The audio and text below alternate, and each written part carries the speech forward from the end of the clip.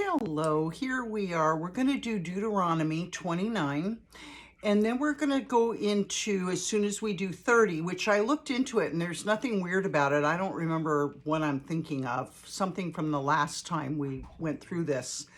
Anyway, we're going to do 29 and 30, and then we're going to do Joshua, okay? So that's our first step out of the Torah. So let's get started with the end of the Torah, Deuteronomy 29.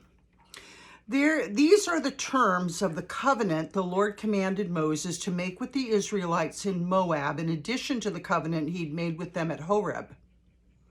Moses summoned all the Israelites and said to them, "Your eyes have seen all." Oh, I don't know what this long piece of hair is. Oh, well. Your eyes have seen all that the Lord did in Egypt to Pharaoh, to all his officials, and to all his land. With your own eyes you saw those great trials, those signs and great wonders. But to this day the Lord has not given you a mind that understands, or eyes that see, or ears that hear. Yet the Lord says, during the 40 years that I led you through the wilderness, your clothes didn't wear out, nor did the sandals on your feet. You ate no bread and drank no wine or other fermented drink. I did this so that you might know that I am the Lord your God. When you reached this place, Sihon, king of Heshbon, and Og, king of Bashan, came out to fight against us, but we defeated them. We took their land and gave it as an inheritance to the Reubenites, the Gadites, and the half-tribe of Manasseh. Carefully follow the terms of this covenant so that you may prosper in everything you do. All of you are standing today in the presence of the Lord your God, your leaders and chief men, your elders and officials, and all the other men of Israel, together with your children and your wives and the foreigners living in your camps who chop your wood and carry your water. You're standing here in order to enter into a covenant with the Lord your God. A covenant the Lord is making with you this day and sealing with an oath to confirm you this day as his people, that he may be your God as he promised you and as he swore to your fathers, Abraham, Isaac, and Jacob. I'm making this covenant with its oath, not only with you who are standing here with us today in the presence of the Lord our God, but also with those who are not here today. Probably meaning you and me. You yourselves know how we lived in Egypt and how we passed through the countries on the way here. You saw among them their detestable images and idols of wood and stone, silver and gold. Make sure there's no man or woman, clan or tribe among you today whose heart turns away from the Lord our God to go and worship the gods of those nations. Make sure there's no root among you that produces such bitter poison. When such a person hears the words of this oath and they invoke a blessing on themselves, thinking, I'll be safe even though I persist in going my own way, they will bring disaster on the watered land as well as the dry. The Lord will never be willing to forgive them. His wrath and zeal will burn against them. All the curses written in this book will fall on them, and the Lord will blot out their names from under heaven.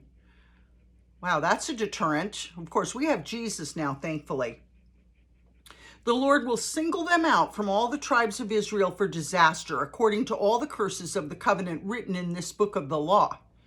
Your children who follow you in later generations and foreigners who come from distant lands will see the calamities that have fallen on the land and the diseases with which the Lord has afflicted it. The whole land will be a burning waste of salt and sulfur, nothing planted, nothing sprouting, no vegetation growing on it. It'll be like the destruction of Sodom and Gomorrah, Admah and Zeboim, which the Lord overthrew in fierce anger. All the nations will ask, why has the Lord done this to this land? Why this fierce burning anger? And the answer will be, it's because this people abandoned the covenant of the Lord, the God of their ancestors, the covenant he made with them when he brought them out of Egypt. They went off and worshiped other gods and bowed down to them, gods they didn't know, gods he had not given them. Therefore, the Lord's anger burned against this land, so that he brought on it all the curses written in this book. In furious anger and in great wrath, the Lord uprooted them from their land and thrust them into another land as it is now. The secret things belong to the Lord our God, but the things revealed belong to us and to our children forever, that we may follow all the words of this law. Deuteronomy 30. When all these blessings and curses I've set before you come on you, and you take them to heart wherever the Lord your God disperses you among the nations, and when you and your children return to the Lord your God and obey him with all your heart and with all your soul, according to everything I command you today, then the Lord your God will restore your fortunes and have compassion on you, and gather you again from all the nations where he scattered you. Even if you've been banished to the most distant land under the heavens, from there the Lord your God will gather you and bring you back. He will bring you to the land that belonged to your ancestors, and you will take possession of it. This sounds like prophecy, doesn't it? Of the future, because the Jews are scattered all over the earth right now. So this is something that will be done in the millennial reign, in that 1,000 years that we'll have. Remember, because that's there to wrap up and fulfill all the promises here. He will make you more prosperous and numerous than your ancestors. The Lord your God will circumcise your hearts and the hearts of your descendants, so that you may love him with all your heart and with all your soul and live.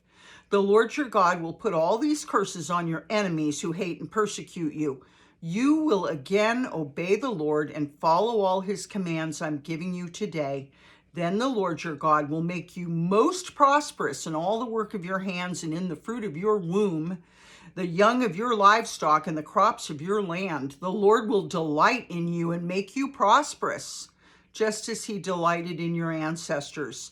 If you obey the Lord your God and keep his commands and decrees that are written in this book of the law, and turn to the Lord your God with all your heart and with all your soul. And turn to the Lord your God with all your heart and with all your soul. Now, what I'm commanding you today is not too difficult for you or beyond your reach. It's not up in heaven so that you have to ask, who will ascend into heaven to get it and proclaim it to us so we may obey it?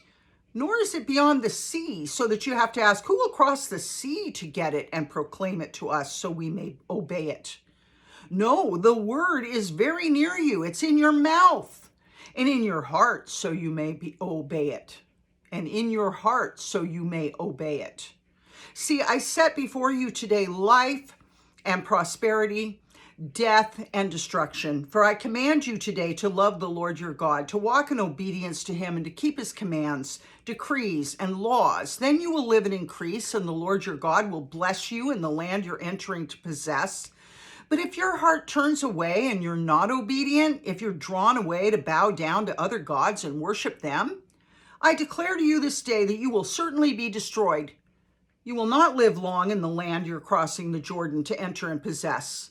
This day I call the heavens and the earth as witnesses against you that I have set before you life and death, blessings and curses. Now choose life so that you and your children may live and that you may love the Lord your God. Listen to his voice and hold fast to him. For the Lord is your life, and he will give you many years in the land he swore to give to your fathers, Abraham, Isaac, and Jacob. All right, so we're out of the Torah. That was the Torah. That's what the Jews live by, okay, are those 5 books. Here we go with Joshua 1. And remember, Joshua was the one called to replace Moses. After the death of Moses, the servant of the Lord said to Joshua, son of Nun, Moses' aide, Moses, my servant, is dead. Now, then, you and all these people get ready to cross the Jordan River into the land I'm about to give to them, to the Israelites. I will give you every place where you set your foot, as I promised Moses. Your territory will extend from the desert to Lebanon, and from the great river, the Euphrates, all the Hittite country to the Mediterranean Sea in the west. No one will be able to stand against you all the days of your life. As I was with Moses, so I will be with you. I will never leave you nor forsake you. Be strong and courageous, because you will lead these people to inherit the land I swore to their ancestors to give them. Be strong and very courageous. Be careful to obey all the law my servant Moses gave you. Don't turn from it to the right or to the left, that you may be successful wherever you go. Keep this book of the law always on your lips. Meditate on it day and night, so that you may be careful to do everything written in it. Then you will be prosperous and successful. Have I not commanded you? Be strong and courageous. Do not be afraid. Do not be discouraged, for the Lord your God will be with you wherever you go. So Joshua ordered the officers of the people, go through the camp and tell the people, get your provisions ready. 3 days from now, you'll cross the Jordan here to go in and take possession of the land the Lord your God's giving you for your own. But to the Reubenites, the Gadites, and the half-tribe of Manasseh, Joshua said, remember the command that Moses, the servant of the Lord, gave you after he said, quote, the Lord your God will give you rest by giving you this land, end quote. Your wives, your children, and your livestock may stay in the land that Moses gave you east of the Jordan, but all your fighting men ready for battle must cross over ahead of your fellow Israelites. You are to help them until the Lord gives them rest as he's done for you, and until they too have taken possession of the land the Lord your God is giving them. After that, you may go back and occupy your own land, which Moses, the servant of the Lord, gave you east of the Jordan towards the sunrise. Then they answered Joshua, whatever you've commanded us, we will do, and wherever you send us, we will go. Oh, for willing hearts, huh? Just as we fully obeyed Moses, so we will obey you. This is how the Lord wants us to be. Just obedient, willing to be obedient. Only may the Lord your God be with you as he was with Moses. Whoever rebels against your word and doesn't obey it, whatever you may command them, will be put to death. Only be strong and courageous. Joshua 2. Then Joshua, son of Nun, secretly sent 2 spies from Shittim. Go look over the land, he said, especially Jericho. So they went and entered the house of a prostitute named Rahab and stayed there. The king of Jericho was told, look, some of the Israelites have come here tonight to spy out the land. So the king of Jericho sent this message to Rahab, bring out the men who came to you and entered your house, because they've come to spy out the whole land. But the woman had taken the 2 men and hidden them. She said, yes, the men came to me, but I didn't know where they'd come from. At dusk, when it was time to close the city gate, they left. I don't know which way they went. Go after them quickly. You may catch up with them. But she had taken them up to the roof and hidden them under the stalks of flax she had laid out on the roof. So remember, they sit up on the roof. So she had put flax like wheat all over the roof as, something to walk on and sit on. So she hid them under that. So the men set out in pursuit of the spies on the road that leads to the fords of the Jordan, and as soon as the pursuers had gone out, the gate was shut. Before the spies lay down for the night, she went up to the roof and said to them, I know that the Lord has given you this land. Wow. And that a great fear of you has fallen on us, so that all who live in this country are melting in fear because of you. We've heard how the Lord dried up the water of the Red Sea for you when you came out of Egypt, and what you did to Sihon and Og, the 2 kings of the Amorites east of the Jordan, whom you completely destroyed. When we heard of it, our hearts melted in fear, and everyone's courage failed because of you. For the Lord your God is God in heaven above and on the earth below. Now then, please swear to me by the Lord that you'll show kindness to my family because I've shown kindness to you. Give me a sure sign that you will spare the lives of my father and mother, my brothers and sisters, and all who belong to them, and that you will save us from death. Well, she's thinking, huh? She's shrewd. Our lives for your lives, the men assured her. If you don't tell what we're doing, we will treat you kindly and faithfully when the Lord gives us the land. So she let them down by a rope through the window, for the house she lived in was part of the city wall. She said to them, "Go to the hills so the pursuers will not find you. Hide yourselves there 3 days until they return, and then go on your way." Now the men had said to her, "This oath you made us swear will not be binding on us unless when we enter the land, you have tied this scarlet cord in the window through which you let us down, and unless you've brought your father and mother, your brothers, and all your family into the house. If any of them go outside your house into the street, their blood will be on their own heads. We will not be responsible.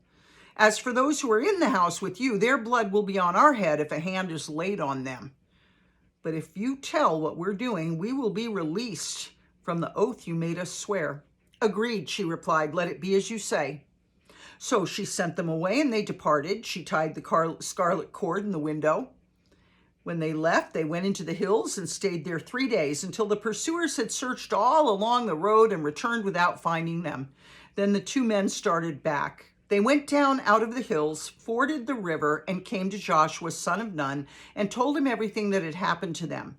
They said to Joshua, "The Lord has surely given the whole land into our hands. All the people are melting in fear because of us."